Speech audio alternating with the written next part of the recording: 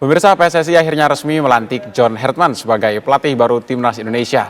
Dengan rekam jejaknya yang cukup mentereng bersama Timnas Kanada, sepertinya apa nanti Timnas Garuda akan dibawa oleh pelatih asal Inggris tersebut. Kita akan bahas hal tersebut bersama analis sepak bola TV One, Bagus Priambodo, yang telah terhubung melalui video sambungan kami.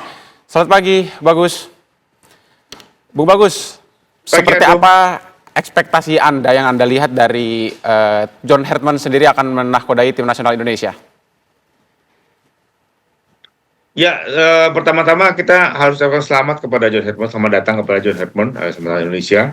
Saya pikir apa yang dia tawarkan, CV yang dia pertunjukkan kepada kita cukup menjanjikan ya, karena dia berhasil membawa timnas Kanada yang sudah absen dari Piala Dunia sejak tahun 86, itu berhasil kembali bermain di Piala Dunia pada tahun 2022. Itu tentunya sebuah prestasi yang tidak mudah ya, tidak gampang. Apalagi Kanada tidak dikenal sebagai negara sepak bola. Mereka mungkin lebih dikenal dengan olahraga seperti hoki es ataupun yang lainnya begitu. Namun apa yang ditunjukkan oleh John Hertman, dia berhasil mengolah potensi-potensi yang dimiliki oleh anak-anak Kanada sehingga kemudian Kanada bisa menembus Piala Dunia 2022 di Qatar. Namun begitu, ada beberapa hal yang saya perhatikan dari apa yang dilakukan oleh John Hertman, bahwa dia memang membutuhkan waktu yang cukup banyak untuk bisa membawa atau mengumpulkan potensi-potensi ini menjadi tim yang lebih bagus gitu ya. Dia melatih tim Kanada sejak 2018, tapi kemudian dia butuh waktu sekitar 3 tahun untuk membangun tim hingga bisa akhirnya Kanada bermain di Piala Dunia lagi. Ini artinya kita bisa melihat bahwa Kanada dan John Hertman butuh banyak waktu untuk beradaptasi sehingga bisa menghasilkan prestasi yang diinginkan. Dan itu juga dia lakukan ketika dia membawa tim wanita Kanada. Dia bahkan sebenarnya bersama tim perempuan Kanada memberikan prestasi yang lebih tinggi ketika dia berhasil memberikan 2 medali perunggu di ajang Olimpiade. Ini artinya John Hertman adalah pelatih yang saya pikir cukup bertangan dingin ya. Kita lihat saja apakah kemudian nanti dia bisa melakukan hal serupa untuk Indonesia. Yang jelas ada beberapa hal yang saya pikir sedikit kemiripan, bahwa Kanada dan Indonesia itu adalah negara yang secara prestasi di sepak bola itu kurang lebih serupa ya, tidak pernah betul-betul berada atau menancap prestasinya di berbagai level. Oke, kita adalah negara yang sangat suka sepak bola, penggemar sepak bola, cinta sepak bola, tapi dalam konteks prestasi kita tidak pernah betul-betul berada atau memiliki prestasi yang bagus di level dunia kan. Kita belum pernah bermain di Piala Dunia sama sekali, kecuali kalau kita mau menghitung penampilan kita sama Hindia Belanda di tahun 30 ya. Kita juga tahun 34 maksud saya, 38. Yang pasti kita juga prestasi tertinggi kita adalah medali emas SEA Games. Jadi kita belum pernah juara Asia sekalipun. Kita berada di level atau di situasi yang serupa dengan Kanada. Nah, kita ingin tahu nih, apakah John Hertman bisa kemudian menemukan apa ya? Bagaimana dia menemukan potensi-potensi kita Indonesia untuk kemudian disatukan menjadi sebuah tim yang baik, penampilannya ketika menjadi sebuah tim di berbagai event internasional yang dibawa FIFA, gitu Ardo. Baik, Bung Bagus, Anda mengatakan bahwa John Hertman tentu punya salah satu target jangka panjangnya adalah lolos Piala Dunia 2030. Nah, dia juga berhasil membawa Kanada lolos ke Piala Dunia 2022 untuk pertama kalinya. Nah, kira-kira apakah target tersebut akan membebani secara mental bagi John Hertman sendiri? Bagus? Ya, saya pikir semua pelatih pasti punya target ya. Dan tentunya John Hertman juga sudah berhitung gitu. Sekarang tahun 2026, dia targetnya 2030 lolos ke Piala Dunia, padahal dia dikontrak itu kan 2 tahun ya.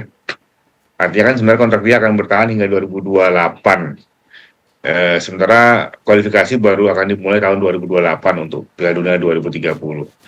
Ya, kita lihat apakah dia bisa memanage beban yang diberikan padanya. Karena memang seperti yang saya bilang tadi, kebetulan sejarah mencatat bahwa dia butuh waktu cukup lama untuk bisa membangun timnya untuk bisa berada di Piala Dunia, kan gitu. Tapi jangan lupa juga, Kanada selama 1 dekade terakhir bukanlah betul-betul negara yang tidak membangun sepak bolanya begitu. Dia terlibat aktif dalam MLS yang expand, bukan cuma Amerika Serikat tapi juga Kanada. Artinya para pemain-pemain di Kanada itu berada di kompetisi yang lebih teratur, yang lebih konsisten perjalanannya, sehingga kemudian John mendapatkan pemain-pemain yang memiliki pengalaman pertandingan yang cukup bagus dengan teknikal yang cukup bagus. Dan jangan salah juga, banyak sekali pemain-pemain Kanada yang melalui garis keturunan maupun melalui prestasi individu masing-masing itu bermain juga di beberapa negara yang lebih stabil seperti di Eropa. Kita tahu kaptennya Kanada adalah Alphonso Davies, pemain Bayern Munchen. Dia bermain di Bayern sejak umur 19 tahun. Kemudian sekarang ada penyerangnya Jonathan David yang sempat menjadi top skor Liga Prancis, sekarang bermain di Juventus. Artinya selain pondasi yang Kanada punya di lokal dan regional, karena banyak pemain mereka tampil di MLS, dia juga punya banyak pemain yang punya pengalaman bagus sekali bermain di Eropa. Nah, ini tentunya pada suatu titik akan sangat membantu Herman untuk membentuk satu tim yang kuat sebagai tim nasional. Nah, kita ingin tahu juga nih, bagaimana kemudian apakah kita punya stok pemain ya yang bagus secara di tingkat nasional dan juga bagus di tingkat regional dan juga internasional, yang tentunya akan mempermudah John Herman untuk membantu tim ini. Nah, itu tantangan berikutnya sebegitu sih, Ardo. Baik, bagus. Timnas juga memiliki catatan yang beragam ya ketika berhubungan dengan pelatih asal Eropa. Kira-kira bagaimana situasinya dengan John Herman saat ini? Apalagi kita tahu terakhir pelatih Kluivert sudah kurang lebih selama 1 tahun, kurang dari 1 tahun bahkan 10 bulan pasca didapuk menjadi pelatih Indonesia. Kira-kira bagaimana dengan situasi dari John Herman sendiri? Nasibnya seperti apa dengan implementasi taktiknya? Bagus. John Herman dikenal sebagai pelatih yang dia seorang pelatih yang sangat sangat bagus dalam motivasi, ya, seorang motivator. Tidak banyak revolusi taktik yang diperlihatkan, tapi dia mampu memacu motivasi timnya, membentuk motivasi yang sangat kuat sehingga tim itu bisa berjalan dalam sebuah gerbong yang kuat begitu. Nah, ini yang saya pikir akan menjadi catatan penting. Memang John Herman sebagai pemain tidak ada yang kenal karena dia memang bermain untuk tim amatir. Tapi saya pikir sebagai pelatih dia sudah tunjukkan pendekatan taktik dan juga pendekatan emosi yang sangat bagus, bisa mengantarkan tim yang dia latih mencapai jenjang atau prestasi tertinggi. Nah, dalam hal ini saya harus akui bahwa CV John Herman lebih bagus dari Patrick Kluivert sebagai pelatih.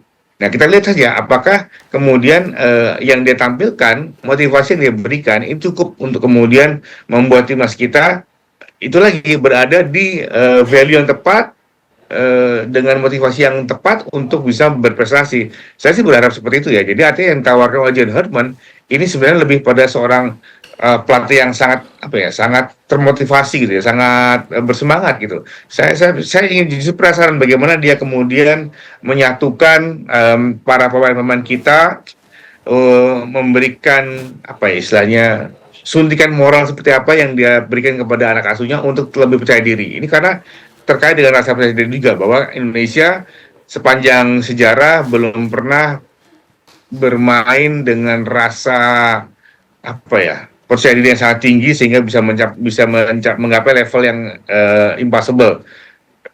Kita pernah punya momen-momen yang bagus kemarin, tapi kemudian kita tahu ternyata belum berhasil kan ya. Nah, memang sekarang tugasnya John Herman dengan waktu yang ada, bagaimana kemudian memompa semangat anak asuhnya timnas kita untuk bisa out of limit mencapai apa yang sebelumnya belum pernah mereka raih. Ini yang penting sih. Baik, bagus. Artinya dengan CV yang dinilai lebih menjanjikan dan lebih mentereng, begitu dengan nilai motivator dan juga taktikal yang cukup dekat dengan timnas Indonesia, apakah menjuarai target Piala AFF pada pertengahan tahun 2026 ini cukup realistis? Anda melihatnya? AFF 2026 saya pikir saya sih lebih ke Piala Asia awal 2027 ya. Karena walaupun AFF 2026 itu digelar di pertengahan tahun, yang perlu dikerjakan sekali lagi adalah materi pemain. Apakah materi pemain kita pada saat Piala AFF itu bisa maksimal? Apakah kita bisa memanggil seluruh pemain kita, baik yang berada di dalam negeri maupun luar? Di dalam negeri mungkin bukan masalah, bisa diatur oleh PSSI dan juga oleh PT Liga. Tapi luar negeri belum tentu. Walaupun itu masuk di masa-masa yang libur, nah ini masalahnya adalah pada saat Piala AFF itu adalah masa libur pemain profesional. Bisakah itu diambil? Bisakah itu kita memaksimalkan para pemain yang bermain luar negeri? Itu akan berbeda kebijakannya. Itu hal lain. Tapi buat saya dengan situasi yang ada, yang paling mungkin sebenarnya adalah bagaimana memaksimalkan kalender-kalender atau agenda-agenda di laga FIFA. Itu yang buat saya buat penting. Jadi buat saya ketika nanti misalkan saya akan menunggu dia di Piala Asia sebenarnya, bukan AFF. Tentu saja kita berharap di Piala AFF kita bisa menjadi juara. Tapi tentunya rasanya dari segi materi tidak akan seenak atau seluas ketika Indonesia bermain di Piala Asia yang sudah diakui sebagai agenda FIFA resmi gitu.